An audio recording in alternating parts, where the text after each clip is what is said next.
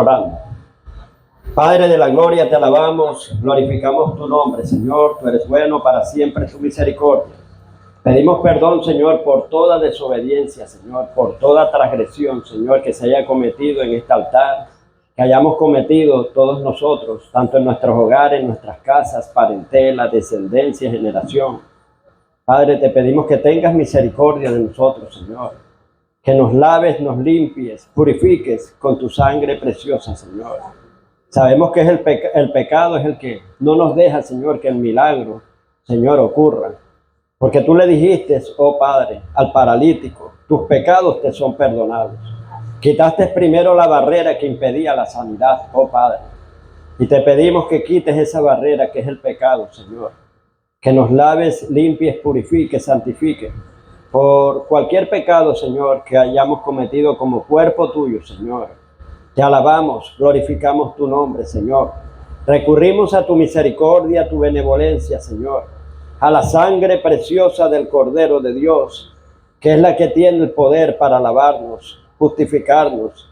Y esa sangre fue la que abrió un nuevo camino ante el trono de la gracia, en la cual dice tu palabra en Hebreos 4:16, que podemos entrar confiadamente ante el trono de la gracia y hallar oportuno socorro. Oh Señor, buscamos ese oportuno socorro, Señor. Te pedimos que tu misericordia, Señor, sea sobre nuestras vidas, sobre todo este remanente, en el nombre del Señor Jesús. Tú eres bueno, para siempre es tu misericordia. Y cualquier fuego extraño, Señor, que es ministrar sin ser autorizado, Padre, perdónanos, Señor. Lávanos con tu sangre, Señor. Pedimos, oh Dios Todopoderoso, Padre, que nos laves, limpies, purifiques, santifiques con tu sangre preciosa. Lávanos de nuestras iniquidades, nuestras transgresiones, nuestras rebeliones, Señor. Tú eres bueno y para siempre es tu misericordia, Señor. Que tu misericordia nos cubra, nos lave, Señor, y purifique, Señor. Gracias a través de esa sangre preciosa de Cristo, Señor. Y te pedimos, oh Dios, que nos enseñes. Necesitamos ser enseñados por tu Santo Espíritu, Señor. Ayúdanos, oh Dios, en el nombre de Jesús. Amén. Tengan todos buenas noches. Dios les guarde y les bendiga. Yo voy a leer esta escritura y ustedes, vamos a hacer hoy el servicio diferente. Van a anotar y al que no traiga bolígrafo y cuaderno, memorícelo. Pero yo les recuerdo que cuando sea noche de enseñanza, acostúmbrese a traer un cuaderno y un bolígrafo. Y perdonen, no se vayan a ofender. Una vez dije esto en una congregación y se me fue uno de la iglesia por eso. Porque yo dije que la mejor memoria está en la punta de un bolígrafo y un cuaderno. Y que si usted no trae nada, perdone, vino a perder el tiempo. ¿En qué sentido? Que este momento que usted se sacrificó por venir aquí, pasan 3 años y yo le hago una pregunta sobre esto. ¿Se lo olvidó? Entonces la mejor memoria que queda es que usted vaya al cuaderno. Entonces ahí está implícita. Eso le va a servir. Va a decir, voy a ver a refrescar el conocimiento de lo que dijo el apóstol. Y ahí le queda. Pero si no anotó nada, hermano, el tiempo pasa y ahí no ocurrió nada, no pasó nada. ¿Sí me entienden, hermano? Y cuando uno es, hermano, discípulo de Cristo, el discípulo tiene una hambre. No viene a perder el tiempo aquí a la iglesia. ¿En qué sentido?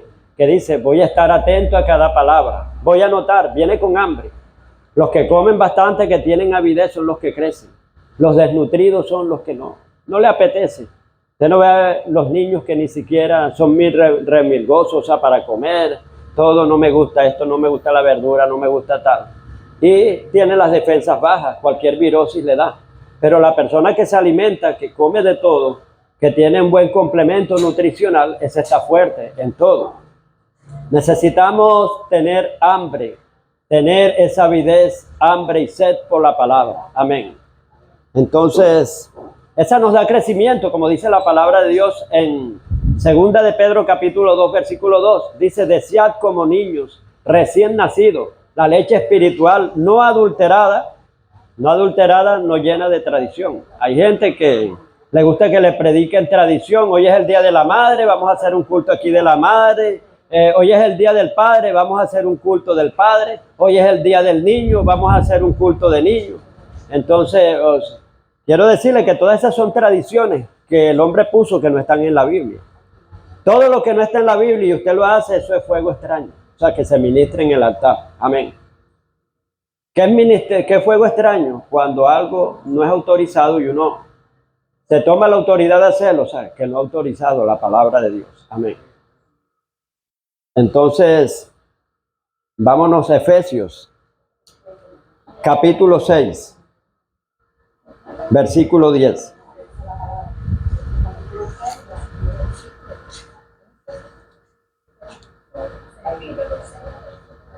Efesios capítulo 6, versículo 10.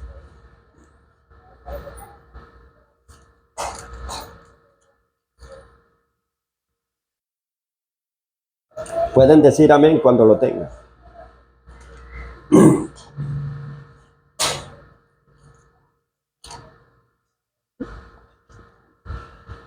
Escuche con detenimiento y cualquier cosa que le cause curiosidad o que le impacte, téngalo ahí y después lo pregunta. Amén. La armadura del Hijo de Dios. Por lo demás, hermanos míos, fortaleceos en el Señor y en el poder de su fuerza. Vestidos de toda la armadura de Dios, para que podáis estar firmes. Sí, vamos de nuevo a esperarlo, que todos, y no vayan a cerrar la Biblia, tenganla abierta. Hoy es noche de enseñanza. Dice, por lo demás, hermanos míos, fortaleceos en el Señor y en el poder de su fuerza. Vestidos de toda la armadura de Dios, para que podáis estar firmes contra las acechanzas del diablo. Porque no tenemos lucha contra carne y sangre, sino contra principados, contra potestades, contra los gobernadores de las tinieblas de este siglo, contra huestes espirituales de maldad. ¿En dónde? En las regiones celestes. Por tanto, tomad toda la armadura de Dios para que podáis resistir en el día malo. Y habiendo acabado todo, estar firmes. Después, si no lo entendiste, te lo vuelve a repetir. En el 14, estad pues firmes, ceñidos vuestros lomos con la verdad y vestidos con la coraza de justicia, calzados los pies con el apresto del evangelio de la paz. Y sobre todo, tomad el escudo de la fe, con que podáis apagar todos los dardos de fuego del maligno. Y tomad el yelmo de la salvación y la espada del Espíritu, que es la palabra de Dios, orando en todo tiempo, con toda oración y súplica en el Espíritu, y velando en ello con toda perseverancia y súplica por todos los santos. Amén. Que el Señor añada bendición y revelación a la palabra. Escucho, hermano, las preguntas que tengan acerca de este tema, que es importante. En estos 8 versículos, hay 8 versículos ahí, se pueden escribir, pero cantidades, ya se han escrito, pero cantidades y cantidades de libros, hermano. Ahí hay verdades profundas, revelaciones profundas. Y que anteriormente, en el antiguo cristianismo, no se dedicaban a escudriñar, más bien este tema ellos lo consideraban apostasía. Y casi no lo nombraban de guerra espiritual. Creían que era una doctrina satánica, una doctrina que no. O sea, lo que era la guerra espiritual, no creían en guerra espiritual. Vinieron a creer como en guerra espiritual desde el año 1980 en adelante, fue que este tema empezó a destaparse y empezaron a aceptarlo algunos, pero aún todavía hay muchas iglesias que esto lo ven como falsa doctrina. Bueno, entonces ya pueden hacer las preguntas.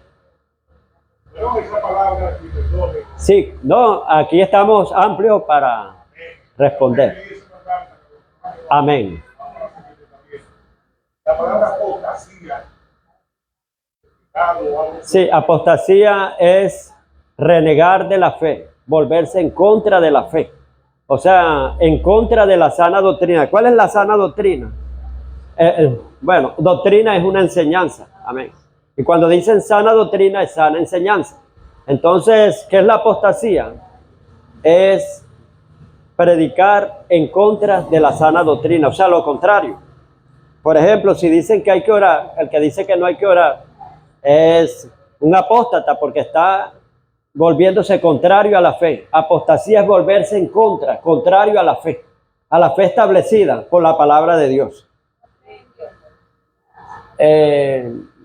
Sí pueden creer, pero tuercen a su manera. Si por ejemplo son carnales, empiezan a predicar, hermano, que usted puede tener, se agarran de la doctrina de los patriarcas, buscan textos para reforzar. Mire que los patriarcas tuvieron cantidades de mujeres, Salomón también. Entonces eso no es un pecado, dicen ellos. Entonces hacen que la gente vaya a la inmoralidad, vaya a muchas cosas. Agarran la palabra a su propia conveniencia, la tuercen. Forman un Dios a su acomodo y a su conveniencia. Sí, bastante.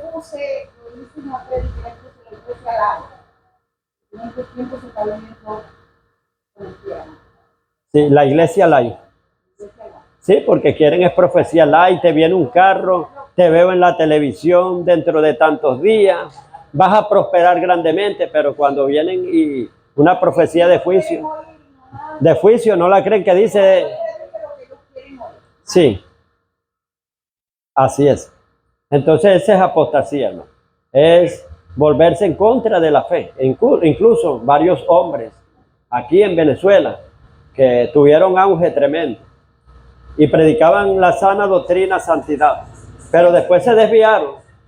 Algunos incluso hasta llegaron a dejar a su esposa por tener otra relación y se justificaban. Empezaron a decir que ellos anteriormente se arrepienten de lo que habían escrito y de lo que habían predicado. En ese tiempo era cassette. Mandaron a quemar los cassettes y a borrar todas las enseñanzas que habían hecho, que esas sí eran las verdaderas, eran de santidad. Pero el diablo los oscurece, que le hace ver que tienen mayor revelación ahora, que ellos estaban equivocados anteriormente. Otra pregunta, hermano. Acerca de este tema, dice: por lo demás, hermanos míos, tomad toda la armadura de Dios para que podáis estar firmes contra las acechanzas del diablo. Porque no tenemos lucha contra carne y sangre, sino contra principados, contra potestades, contra gobernadores de las tinieblas de este siglo, contra huestes espirituales de maldad en las regiones celestes. Tomad toda la armadura de Dios para que podáis estar firmes, cuando venga el día malo. Y dice: y habiendo acabado todo, estad pues firmes. O sea, ¿para qué se toman la armadura de Dios? Para que podáis resistir en el día malo, cuando venga el día malo. Y habiendo acabado todo, estad pues firmes. ¿Y cómo es estar firme? Dice: ceñido vuestros lomos con la verdad, el pecho con la coraza de justicia, los pies con el calzado apresto del evangelio de la paz.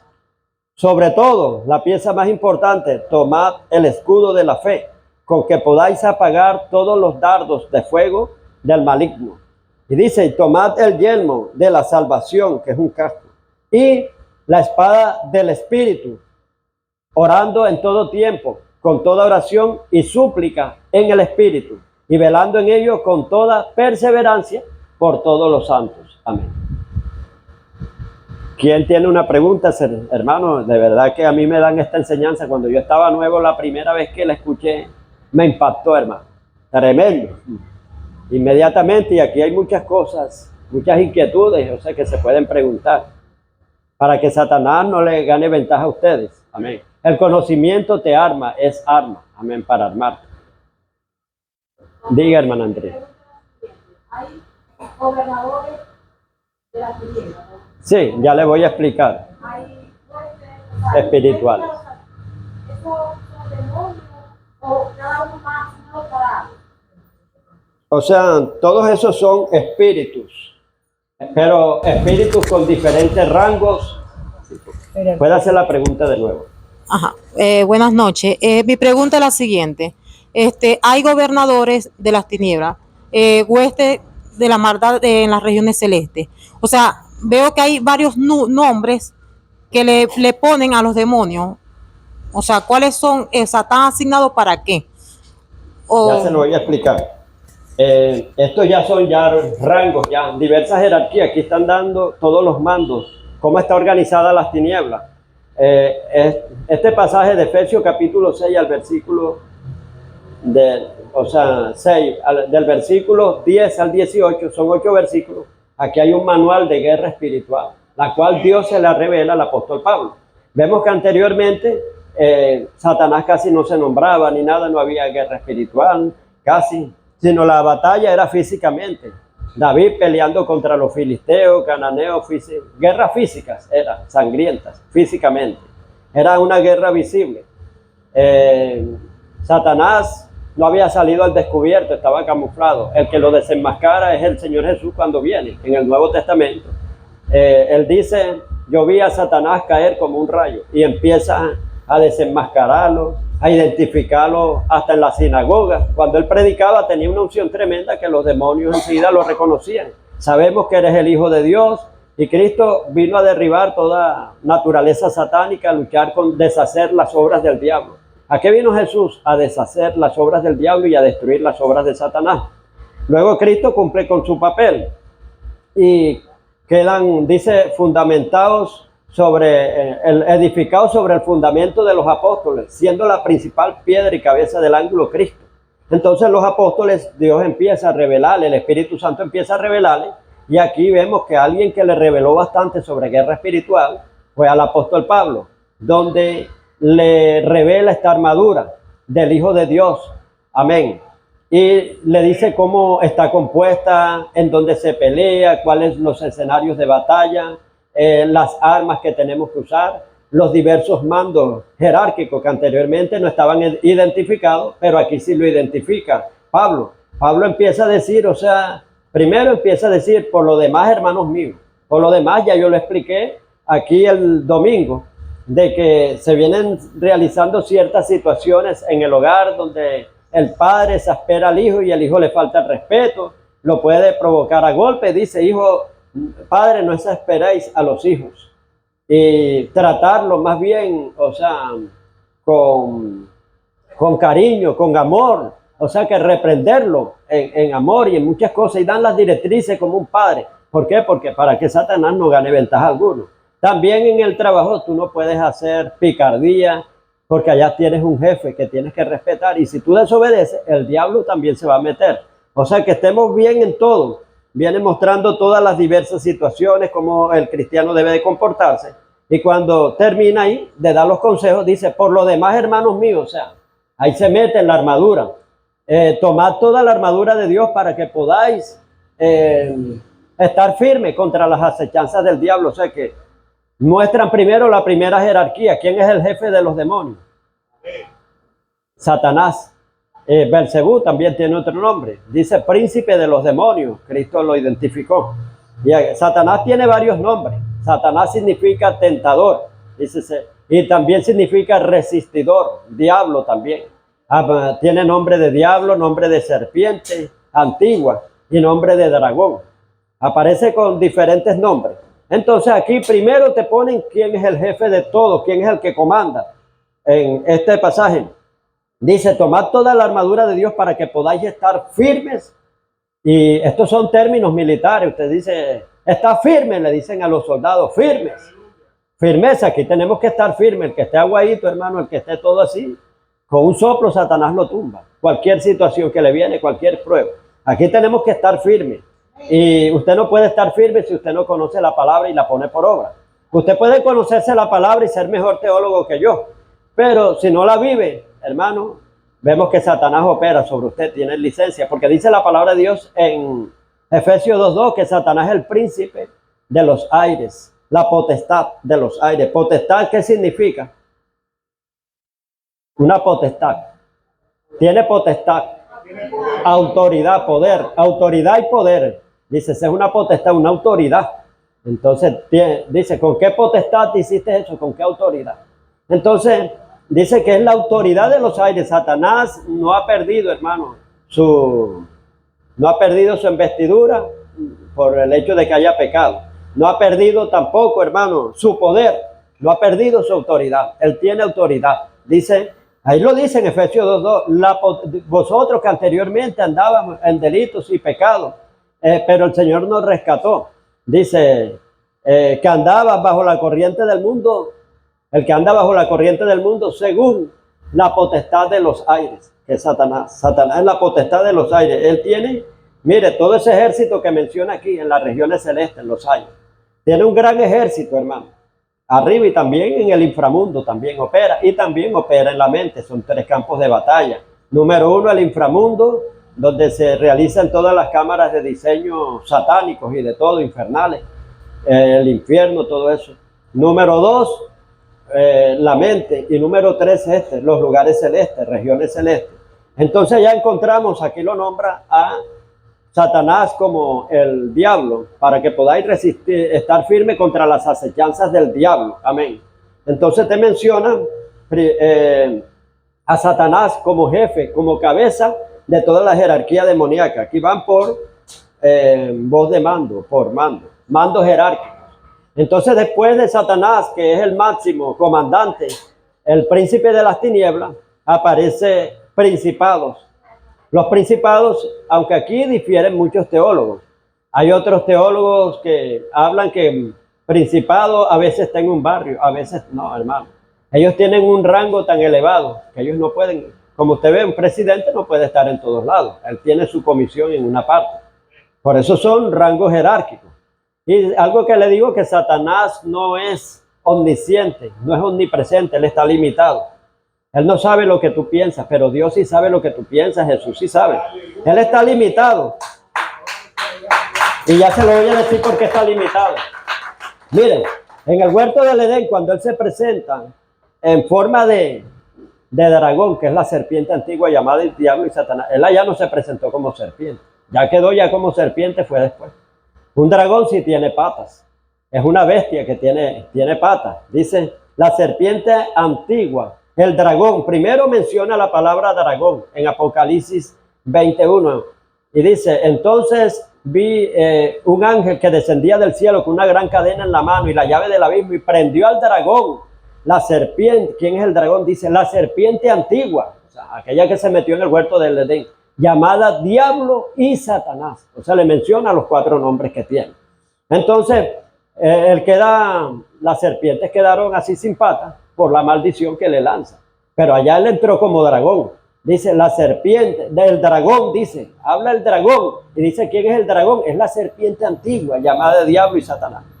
Porque Dios no le iba a decir a una serpiente que se arrastrará, porque ya se sabe, si no tiene patas se va a arrastrar. Si no fue por la maldición que Dios le lanzó en el huerto del Edén, allá le quitó las patas al dragón y quedó solo serpiente. Bueno, entonces lo que quiero decir aquí es que Satanás aparece en el primer rango jerárquico. Después aparecen principados. Principados están a nivel de continentes, o sea, rigen continentes. Están también las potestades a nivel de países. Y están los gobernadores de las tinieblas a nivel en Colombia le dicen departamento y aquí le dicen estado. Por ejemplo, estos gobernadores de las tinieblas de este siglo son espíritus, pero cada uno van a buscar envases. ¿Quiénes son los espíritus? Los espíritus son inmortales que viven en envases humanos. Amén. Ellos no mueren, ellos son inmortales. Ellos lo que cambian es de envase. Pasan un envase, lo destruyen. Ya no les sirve porque él vino a hurtar y matar. El objetivo de él es hurtar, matar y destruir a la creación de Dios en todo. Tanto destruye la naturaleza como al ser humano. Entonces él se mete en un ser humano, lo deforma en vicios, le roba la paz, lo mata, lo tortura. Y cuando ya la persona lo enferma, ese cuerpo ya está ya enfermo, ya no le sirve, ya lo destruye y se va hacia otro.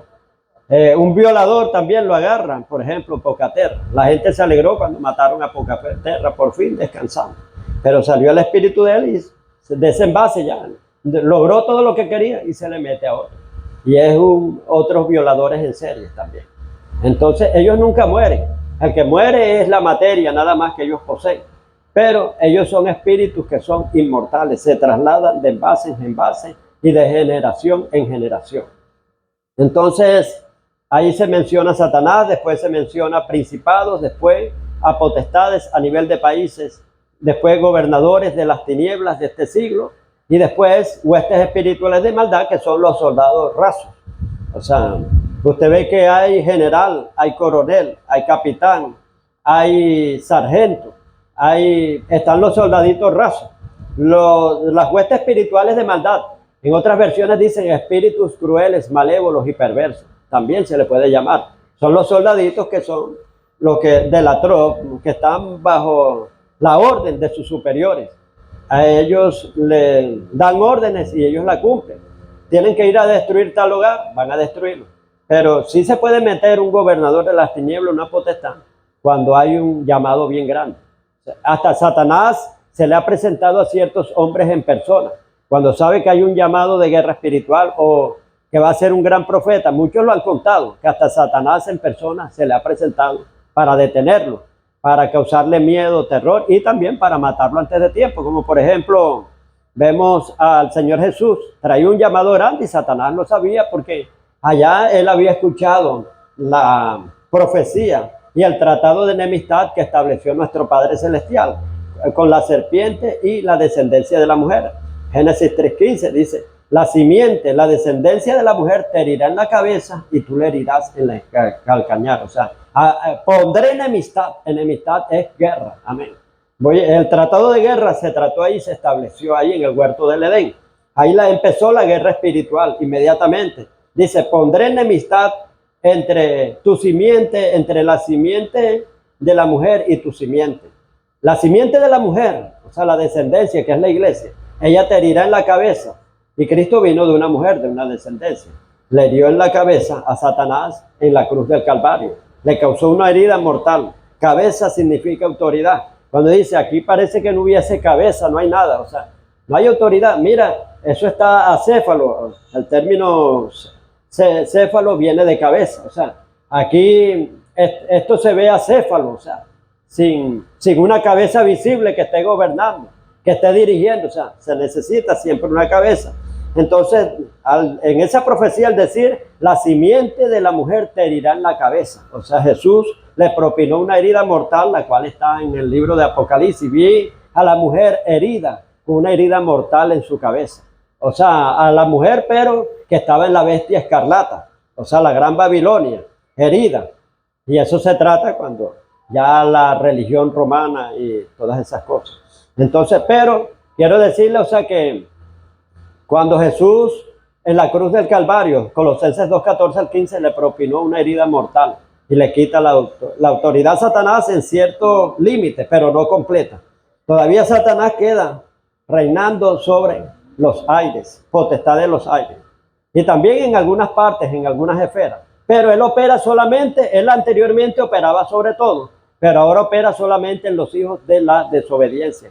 En aquel que está en desobediencia, puede tener 20 años en la iglesia, 50 años, pero él tiene potestad y autoridad sobre aquel que está en pecado. Porque el pecado hiede y ese es un olor que le da a los demonios. Inmediatamente vienen los ataques, vienen todo. Miren, una casa que esté limpiecita, usted casi no ve mosca. Pero donde ve, hermano, una pestilencia de hondez que dejen podrir las cosas, por donde sea se infiltran las moscas. Aunque usted tenga todo bien cerradito, pero se van a meter porque le atrae un olor.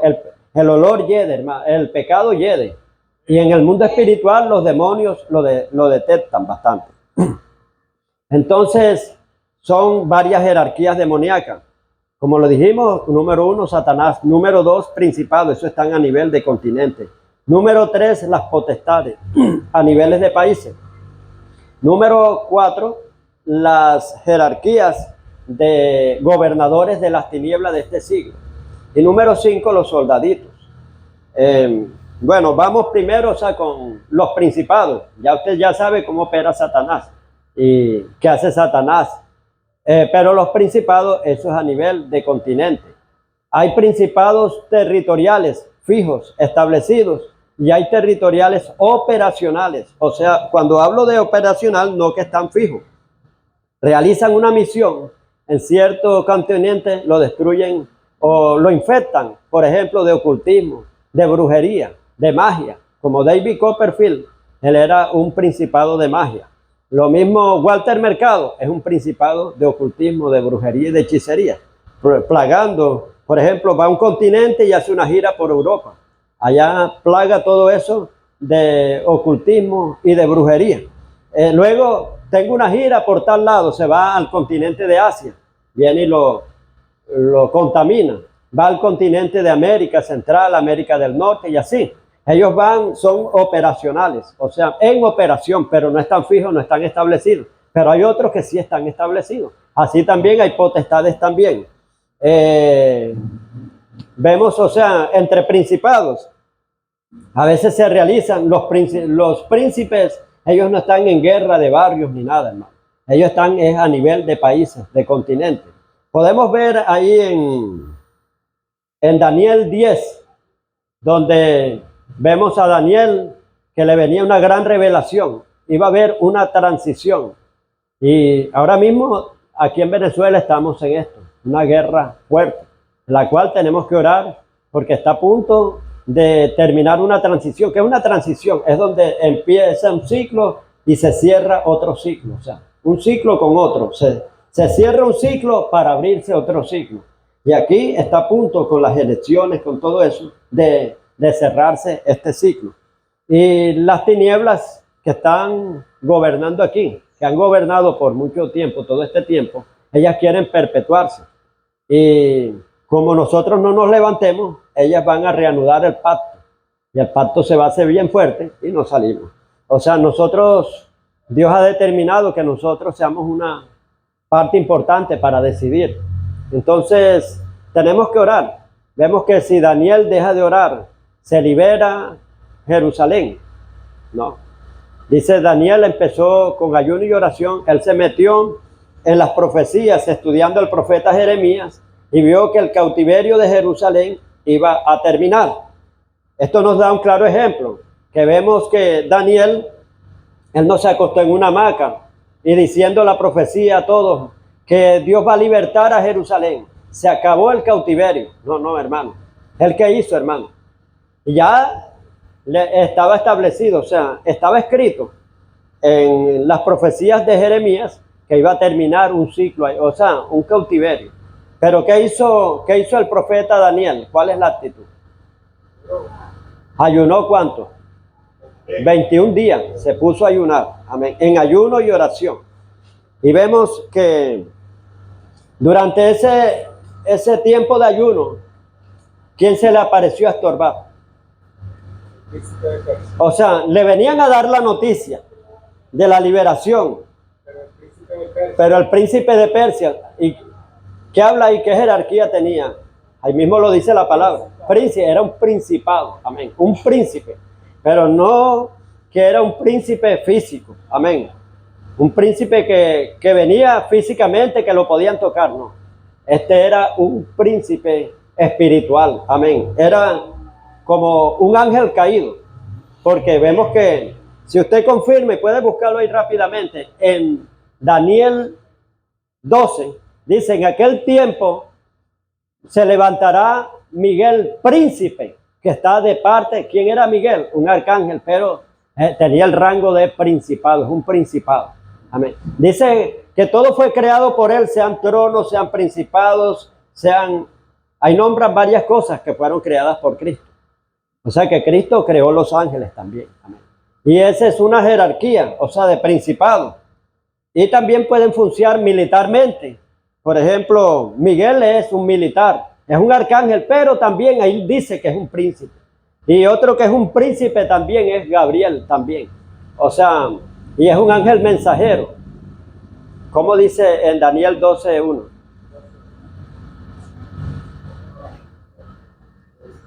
Ahí nombran a Miguel como príncipe.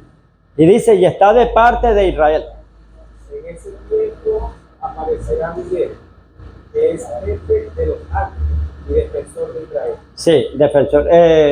Otro donde diga que es príncipe. La versión Reina Valera dice. ¿Quién tiene una Biblia donde dice que es príncipe? que dice, en aquel tiempo se levantará Miguel, el gran príncipe. El gran príncipe es un principado, hermano. Es un arcángel, un militar, pero también es un príncipe.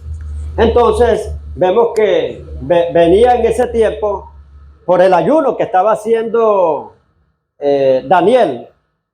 Le traían una respuesta y cuando le traen la respuesta, inmediatamente se le intercepta.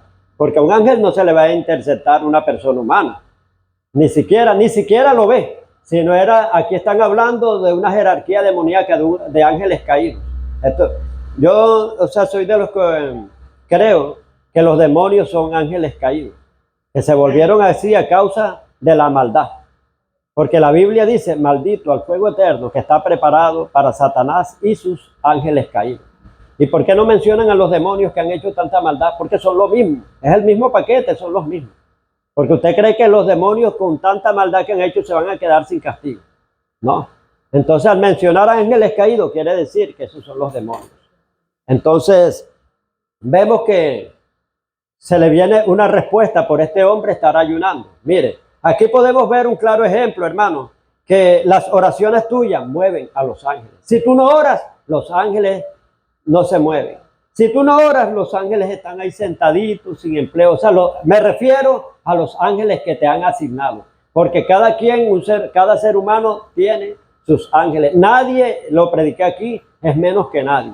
Amén. Dios a cada quien le pone una gracia especial cuando lo crea. A todo igualmente nos dio autoridad. Dijo, sojuzguen toda la tierra. Amén. Señoreen toda la tierra. Señorear. Un señor es el que ejerce autoridad. Nos dio la identidad de gobierno. Nos dio imagen y semejanza. Nos hizo imagen y semejanza de él en el espíritu. Nos selló con bendición y vio Dios que era bueno y bendijo al hombre. Lo bendijo. Usted está bendecido por Dios, cualquiera no lo bendijo. Amén. Tiene bendición y le dijo multiplicar, reproducir. O sea, te dio una capacidad, un potencial para ser fructífero, no estéril. Amén. Entonces, toda persona, hermano, tiene un potencial enorme, solo que no lo explora ni nada, se deja engañar del diablo y anda entretenido en otras cosas y nunca descubrió para qué lo llamaron. Hay muchachos que se aprovechan los estudios y hay muchachos que no aprovechan los estudios. Así pasa también igual. Así como un padre decepciona a un hijo terrenal, a veces una persona tiene un gran llamado de Dios y decepciona a Dios, o sea, haciendo otras cosas que ni siquiera lo han llamado por ahí. Termina en el cementerio, va a la tumba con su potencial y llamado virgen, totalmente sin explorarlo. Se fue intacto el potencial, sin usarlo siquiera. Entonces, hermano, vemos que estos ángeles, o sea, cuando estaba hablando que todos tenemos ángeles a nuestra disposición. Y vemos que Daniel empezó a orar, pero cuando tú empiezas a orar y te ven el llamado, te van asignando más ángeles, más y más, según el llamado que tenga. Vemos que aquí Daniel empieza a orar por algo que era tremendo. Era la liberación del pueblo de Jerusalén. Entonces al diablo no le conviene, le convenía era tenerla cautiva. Vemos que era el príncipe de Grecia el que tenía como cautivo. Grecia es los persas, el imperio medo-persia. En ese tiempo ahora viene siendo Irak, representa Irak y por eso es que le tienen una rabia a Israel y la guerra es bien fuerte, porque esa guerra viene desde hace tiempo. Entonces se lo puso, ¿para qué? Para que el arcángel Miguel no trajera la noticia. Pero quiero decirle que ahora también, o sea, es más diferente, porque tenemos al Espíritu Santo. En aquel tiempo tenían a los ángeles de mensajero, aunque un ángel puede ser mensajero todavía.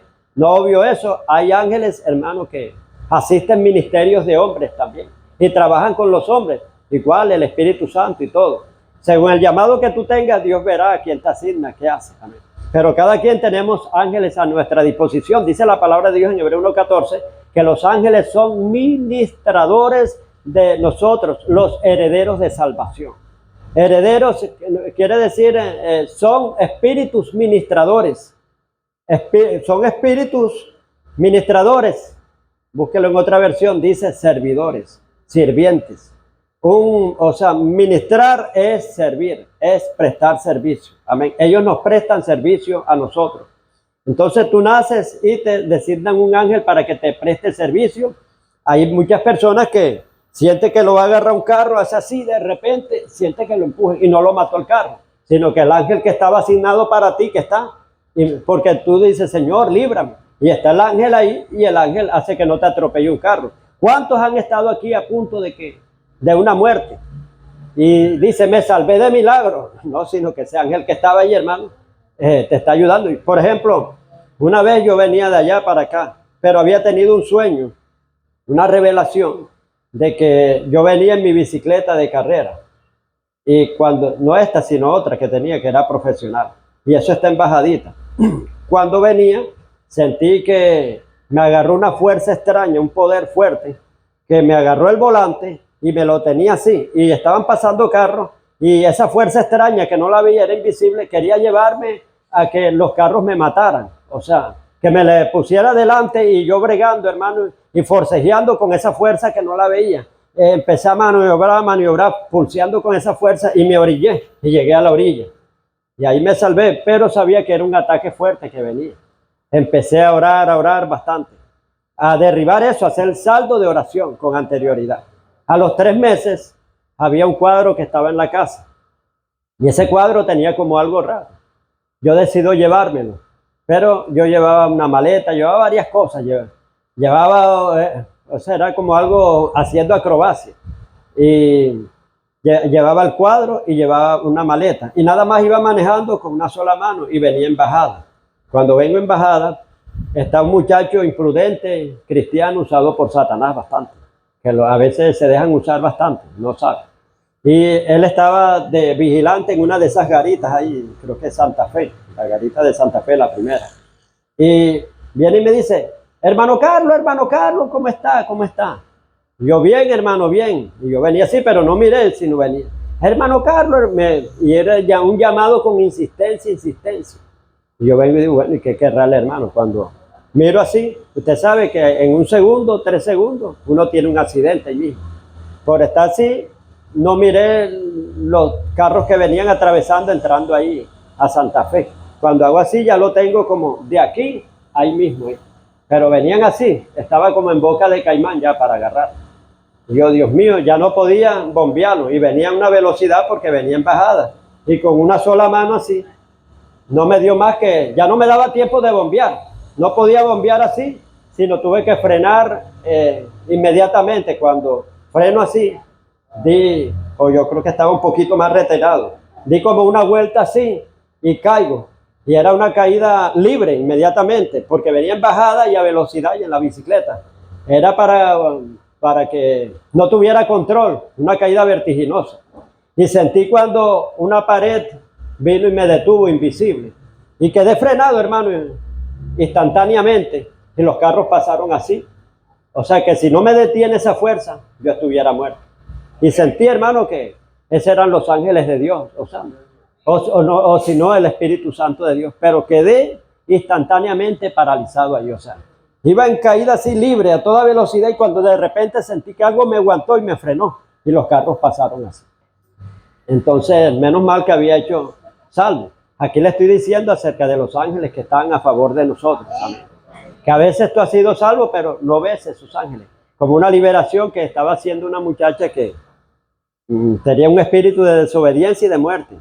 De desobediencia porque la madre le paraba diciendo, tú eres una desobediente, paraba comparando a la otra hija que era juiciosita.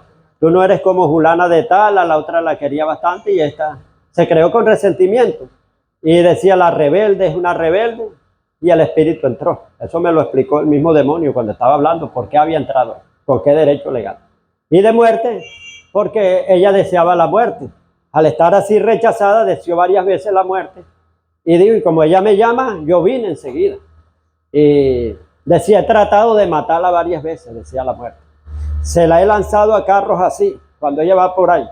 Pero esos señores siempre la aguantan y detienen todo y hacen que se frustren todo. ¿Y a cuáles señores se refiere? Esos que andan con ustedes, que andan vestidos de blanco. Eran ángeles, hermano. Entonces vemos cómo somos librados por los santos ángeles. Tenemos, como dice la palabra de Dios en Hebreos 1:14, que tenemos ángeles que están al servicio de nosotros, son servidores. Lo pueden buscar ahí en Hebreos 1:14 rápido. Dice, Los ángeles son espíritus ministradores al servicio de los herederos de salvación. ¿Cuántos son herederos de salvación? Amén. Y tenemos ángeles por ser herederos de salvación. Dios designa ángeles que estén a nuestro cargo, a nuestro cuidado. Y dice la palabra de Dios en el Salmo 34, verso 7, que el ángel de Jehová acampa, pero es, óiganlo bien, a los que le temen, temerosos de Dios, no a cualquiera. Y los defiende y los protege y los defiende. Amén. Ese es Salmo 34, 7. El ángel de Jehová acampa en derredor de los que le temen, los defiende y los protege. Amén. Dice la palabra de Dios en el Salmo 91, versículos 12 y 13, que Él enviará a sus ángeles. Esos son ángeles santos, porque hay ángeles caídos.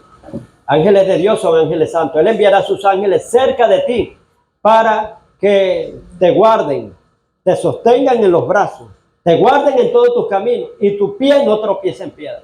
Ahí ese ángel me guardó, hermano, para que no tropezaran la trampa que me tenía el diablo, o sea, que ya me lo había mostrado Dios hace 3 meses atrás. Entonces, vemos, o sea, que dice, Él enviará sus ángeles, o sea, que son varios ángeles, sus ángeles cerca de ti, o sea, estén siempre custodiándote, protegiéndote, amén. Son custodios que estén cerca de ti para que te guarden en todos los caminos donde tú vayas, donde sea. Te sostengan en los brazos para que tu pie no tropiece en piedra. Te llevan hasta cargado. A veces te tienen una trampa montada. Y no caes en la trampa por esos ángeles que van contigo. Y quizás ellos lo ven. Los malandros ven los ángeles quienes están contigo. Algunos me han dicho, oiga, usted tiene un ángel grande.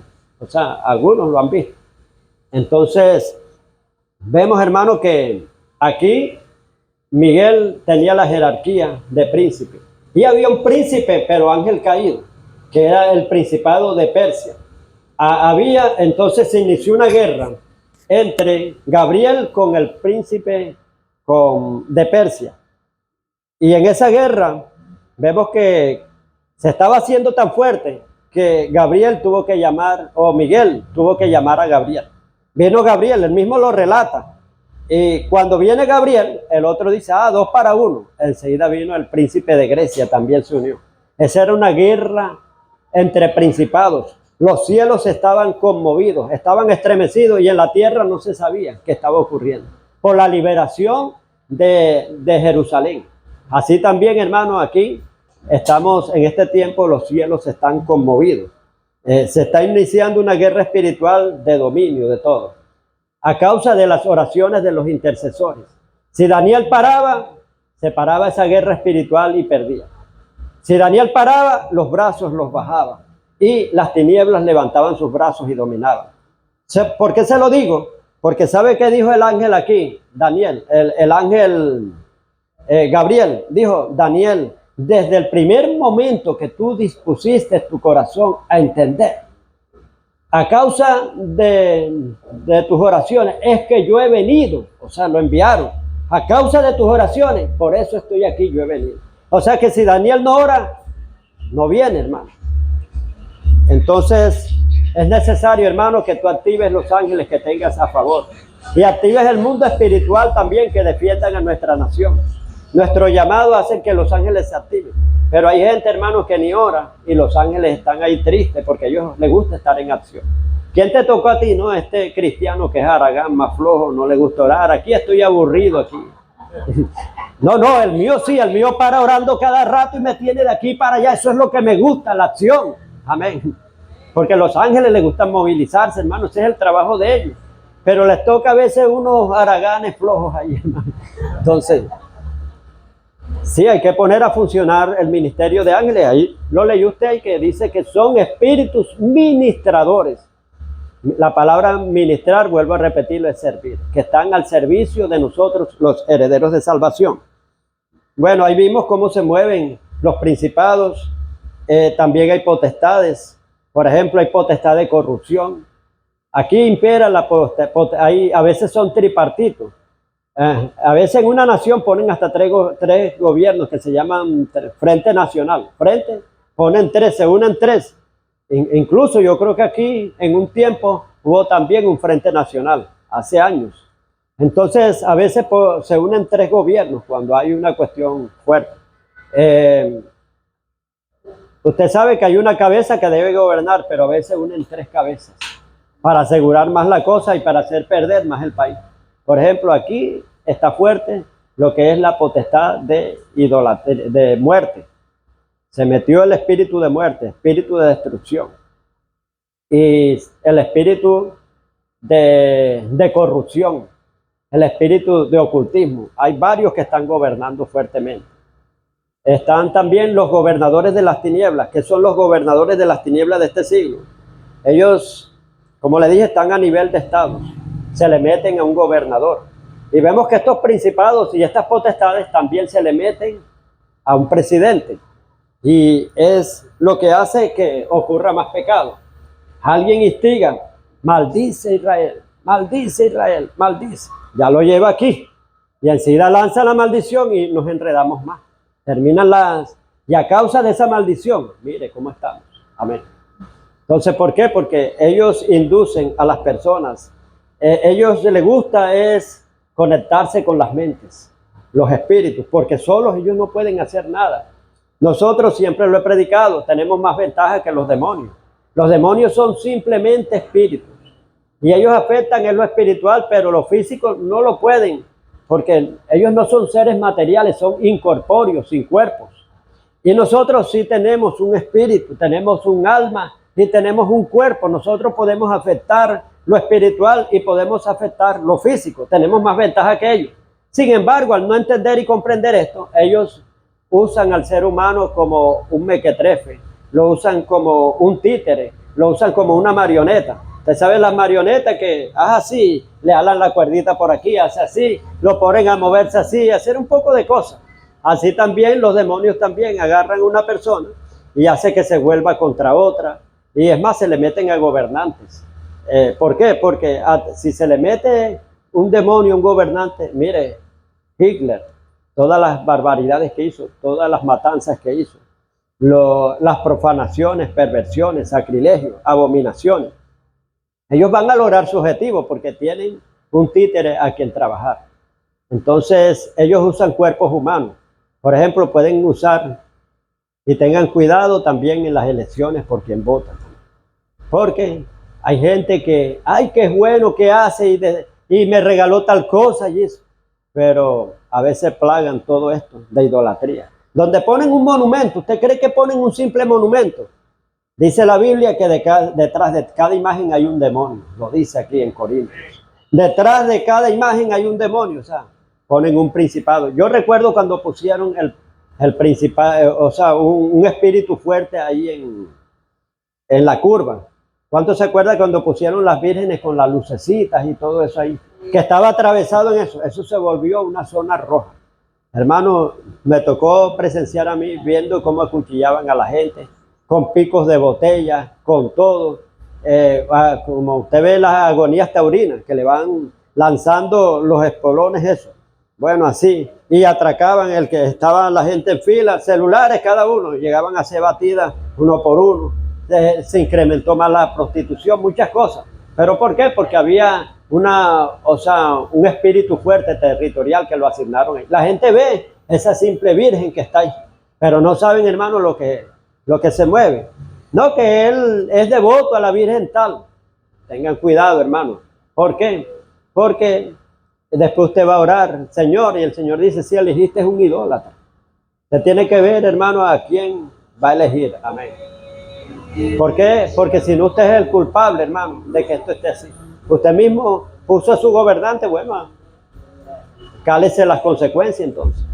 Entonces vamos a orar, pero de verdad no tenemos méritos para orar porque nosotros mismos fuimos los que provocamos y elegimos esa situación. Entonces, si es verdad, el voto es un deber del ciudadano, pero mire por quién lo hace. Amén. Por su fruto los conoceréis. Mire la vida que ha tenido, el testimonio es importante. Es lo que más vale en una persona. Jesucristo dijo, guardaos de los falsos maestros y falsos profetas. Por su fruto los conoceréis. Usted no sigue un hombre porque bote candela, bote fuego, haga señales, haga de todo. Sino los frutos que es la obra, la vida de él, cómo vive, qué obra está haciendo. Si tiene buenas obras, malas obras, si es repugnante, si es una persona mal geniada, tiene que ver todo eso. Si es una persona dada a los ídolos, va a descarriar la nación y la va a inclinar más hacia el mal. Están los espíritus malévolos crueles, las huestes espirituales de maldad. Esos son los soldaditos, esos son los que se conectan bastante con la mente humana.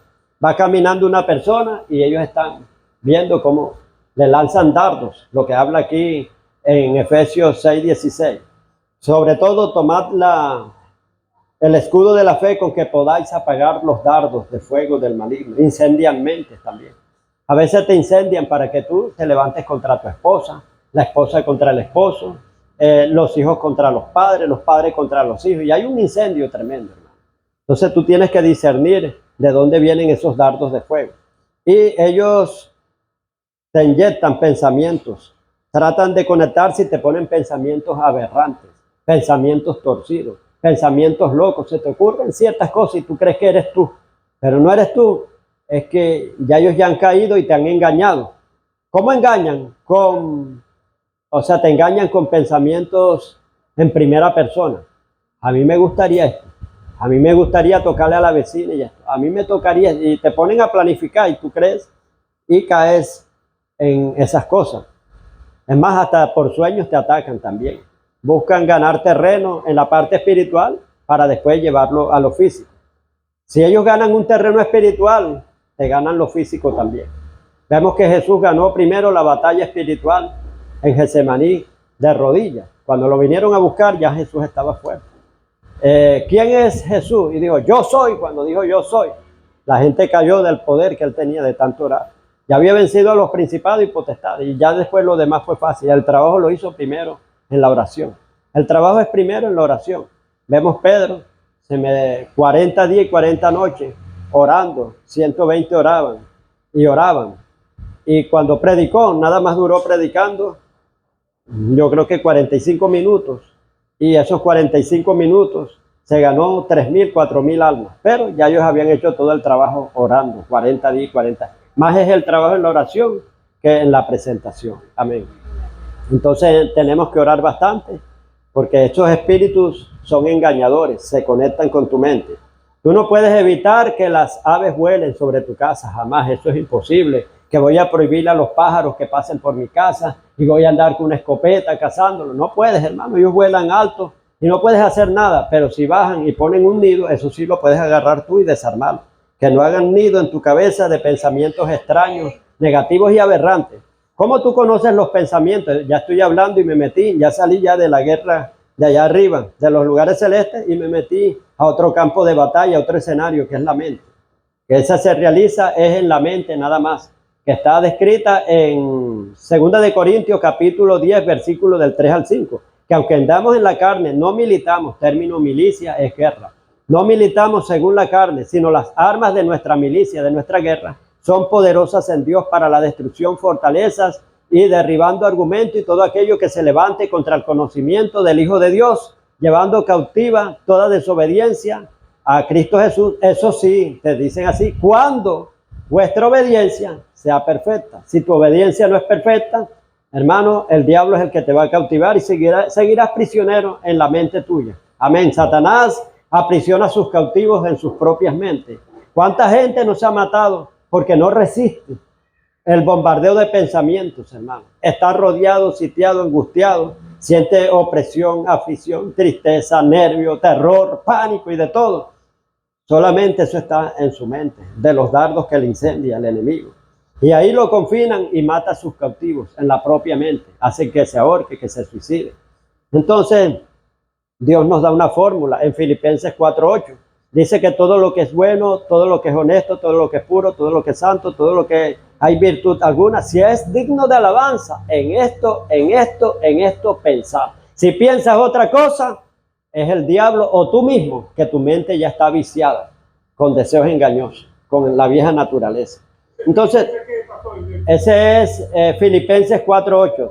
Por lo demás, dice, todo lo que es bueno, todo lo que es honesto, todo lo que es puro, todo lo que tiene virtud alguna, todo lo que es digno de alabanza, en esto pensar. Amén. En todo lo santo, puro. Amén. Pero si piensas tenerle odio a otra persona, que le estás agarrando odio, ese es el diablo o eres tú mismo. Ya eso ya, Dios no lo acepta. Amén. Entonces, el que le estoy diciendo, ese es el filtro de Dios. Usted sabe que hay, dígame un jugo así que haya que colarlo bastante. Jugo de guayaba, vamos a ponerle, guayaba. Entonces, cuando usted se lo toma así, sin colarlo ni nada, se toma la semilla, eso le puede producir apendicitis. El apendicitis es tan delgadito que ahí es como una vena delgadita, donde se introduce cierto alimento, queda tapado, tapado, tapado. Y le viene apendicitis. Y si la descuidan, se le convierte en otra cosa, peritonitis. Entonces, vemos, hermano, que usted tiene que filtrar todo. Si viene un pensamiento negativo y dañino y usted lo deja pasar, le da la bienvenida. Es como cuando el vigilante lo ponen, ¿cuál es el vigilante de nosotros? La voluntad. Y cuando hay un vigilante, hermano, que a veces está fuerte y no deja entrar a nadie, pero de repente se pone a hablar o agarra el celular y se pone así. Enseguida se le van colando, hermano, y van entrando.